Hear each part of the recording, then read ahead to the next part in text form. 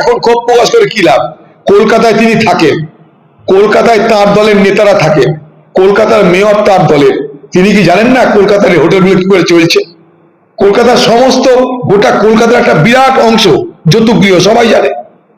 এর আগেও আমরা দেখেছি যৌতুকগৃহে পরিণত হয়েছে শুধু প্রমোটারদের দাপটে, প্রমোটারদের দাপটে। আর পশ্চিমবঙ্গে একটা সংস্কৃতি চালু হয়েছে, পয়সা ফেঁকো তামাশা দেখো।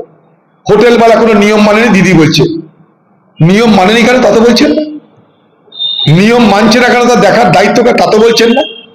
আপনার তো প্রথম উচিত ছিল কলকাতার মেয়রকে চেয়ার থেকে নামিয়ে দিয়ে বলা, তোমার অপদার্থতার জন্য আগুন লাগলো, মানুষ মরল, তুমি আর পদে থাকার যোগ্য নয়। বলতে তো পারছেন না, কেন বলতে পারছেন না?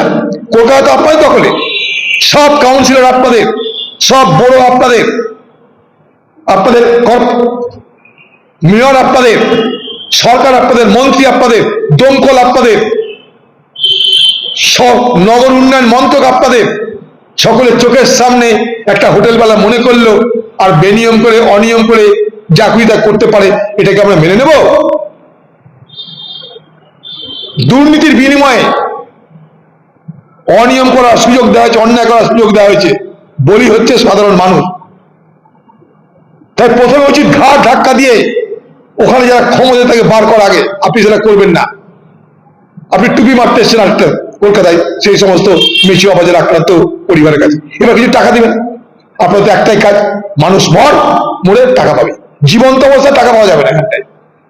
এখানে আপনাকে মরতে হবে, মরে আপনি পুরস্কৃত হবেন, জীবিত অবস্থায় আপনি পুরস্কৃত হবেন না। এই পারমিশন গুলো কে দিয়েছিল? হোটেল দেখভালের দায়িত্ব কার? হোটেল নিয়ম মানছে কিনা কার দেখার দায়িত্ব বলুন? তার জন্য সরকার আছে, তার জন্য বেতন আছে, অফিসার আছে, মেয়র আছে, কাউন্সিলর আছে। কেন আজ তারা কোথায়? মুখ্যমন্ত্রী এখন আবার মানুষকে এসে সান্ত্বনা দিচ্ছেন, আপনি মৃতের দেহে আতর ছড়াচ্ছেন, মৃতের দেহে আতর ছড়িয়ে বাংলার মানুষকে বুদ্ধ বানানোর চেষ্টা করছেন।